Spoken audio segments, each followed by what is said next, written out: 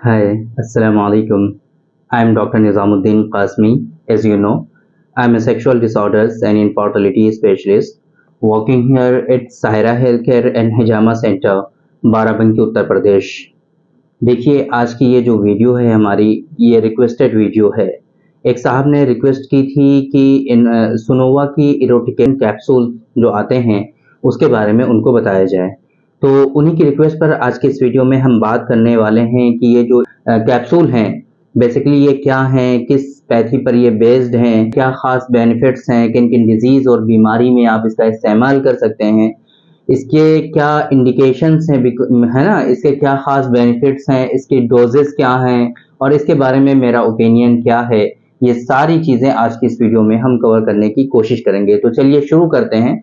सबसे पहले हम बात करते हैं कि ये जो सुनोवा हर्बल, बेसिकली सुनोवा जो है बहुत सारे सेक्सुअल कंटेंट के जो मेडिसिन हैं वो बनाती हैं।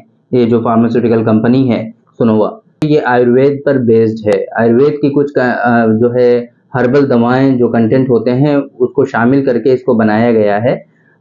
हम बात करें सबसे पहले कि इसके अंदर जो कंटेंट हैं, जो इंग्रेडिएंट हैं, जो हर्बल दवाएं हैं वो कौन कौन सी शामिल हैं। तो इसके अंदर अश्वगंध है, जिसे हम लोग आयुर्वेद में अश्वगंधा के नाम से जानते हैं। कौच के बीज हैं, जिसे कपिकच्चू या कवच के नाम से जानते हैं। शिलाजीत का इसमें इस्तेमाल किया गया है, गोखरू का इसमें इस्तेमाल किया गया है। तो इस तरह के जो कंटेंट हैं वो इसमें शामिल हैं। शिलाजीत, गोखरू, कवच, कौच या कपिकच्चू, है ना, अश्वगंधा, गोखरू, शिलाजीत, ये सब इसके अंदर शामिल हैं। तो ये जो कंटेंट है, इंग्रेडिएंट हैं, कहीं ना कहीं ये सारे के सारे आपके अंदर जो स्टैमिना, एनर्जी और loss of libido, low libido, erectile dysfunction, इन तमाम सूरतों में इनका इस्तेमाल कहीं ना कहीं होता है और काफ़ी इफ़ेक्टिव होते हैं ये। तो इन्हीं पे नज़र रखते हुए हम बात करते हैं, स्टार्ट करते हैं कि इसके क्या ख़ास बेनिफिट्स हैं। बेसिकली ये जो इरोटिकेशन कैप्सूल है, इसके क्या ख़ास फ़ायदे आपको देखने को मिलेंगे अगर आप इसका इस्तेमाल करेंगे। तो जिन लोगों में स्टैमिना की कमी है, एनर्जी की कमी है, लॉस ऑफ लिबिडो है, ख्वाहिशात की कमी है, बीवी की तरफ देखने का, कुछ करने का मन नहीं करता है, एक एक महीने गुजर जाते हैं, साथ में उनकी वाइफ लेटी रहती है बस, बट कुछ करने का मन नहीं करता है, ऐसी कंडीशन हो जाती है, जिसको हम लॉस ऑफ लिबिडो के नाम से कहते हैं, जानते हैं।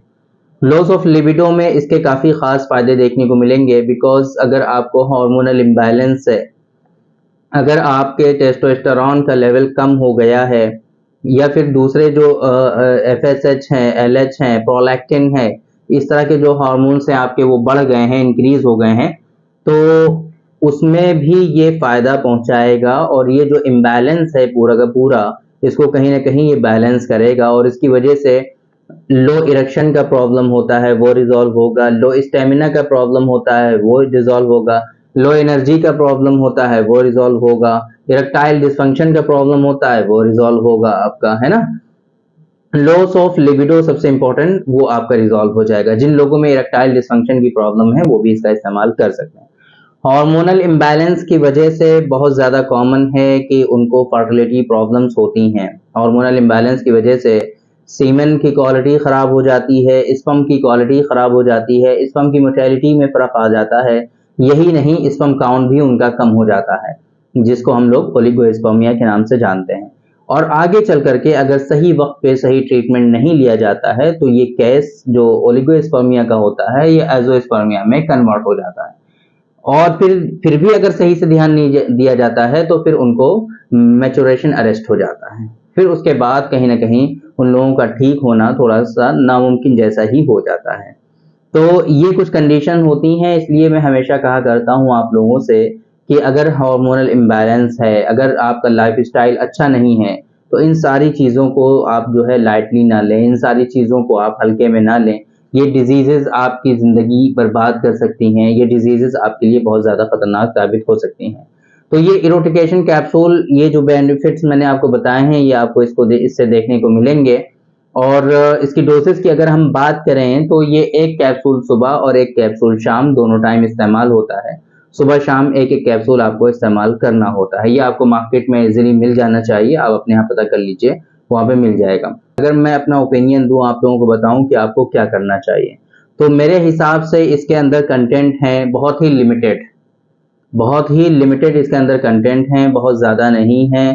और अगर आपकी कंडीशन बहुत ज़्यादा सीवियर है, डिजीज़ की कंडीशन है, ओलिगोस्पर्मिया डेवलप हो चुका है, मोटेलिटी आपके स्पर्म की ख़राब हो चुकी है, काउंट आपके काफ़ी ज़्यादा डिक्रीज़ हो चुके हैं, या फिर आपको आपके अंदर हार्मोनल इम्बैलेंस बहुत ज़्यादा हो चुका है, या फिर इरेक्टाइल डिस्फंक्शन अब बिल्कुल हो चुका है, इरेक्शन होता ही नहीं है, ख्वाहिशात की बिल्कुल कमी हो चुकी है, तो इन तमाम सूरतों में फिर ये कैप्सूल आपका काम नहीं करेगा।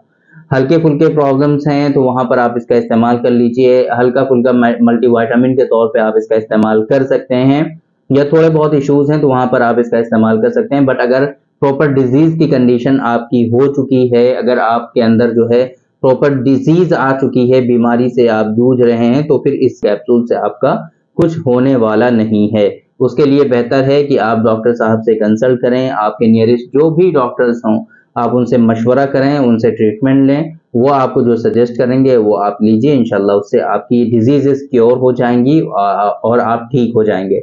बट इरोटिक कैप्सूल से आप ठीक नहीं होंगे। सिम्प्टोमेटिक ट्रीटमेंट होगा आपका, जब तक आप मेडिसिन लेंगे, ट्रीटमेंट लेंगे, तब तक आपको ज़रूर फ़ायदे देखने को मिलेंगे इसके। बट आप ट्रीटमेंट जैसे ही छोड़ देंगे तो फिर से आपकी सेम वैसे ही कंडीशन हो जाएगी। तो बेहतर है कि आप डॉक्टर साहब से कंसल्ट करके एक मरतबा इसका प्रॉपर ट्रीटमेंट ले लीजिए, ताकि आपको आइंदा इस तरह की दोबारा से परेशानी ना हो।